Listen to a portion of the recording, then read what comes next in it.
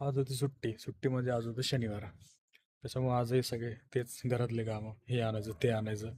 सुट्टी म्हणली तर आमच्या घरचे तर असे म्हणतात, की जसं काय युद्ध लढायचं जाऊन. हे आणायचं, ते आणायचं, हे आण, ते आण. सगळं तेच चालू असतं फक्त. दुसरं तर काहीच नाही. आणि ते करावे लागतं कारण की एक दिवस सुट्टी असते. त्याच्यामुळे सगळं कामं ऐकावं लागतात घरच्यांचे. त्याशिवाय कसं होईल? सगळे कामं असतात मग. ते स्वतःचे पण कामं असतात. काही आणायचं, काही ठेवायचं. सगळं म्हणजे जसं काही कपडे पाहिजे किंवा शॅम्पू, कंडिशनर, साबण वगैरे जे जे काही पाहिजे ते परफ्यूम जे सगळं आणावं लागतं स्वतःला पण घरच्यांना पण. पण ते ऐकावं तर लागतंच कारण की त्याशिवाय पर्याय नसतो. ऐकावं तर लागणारच दादा.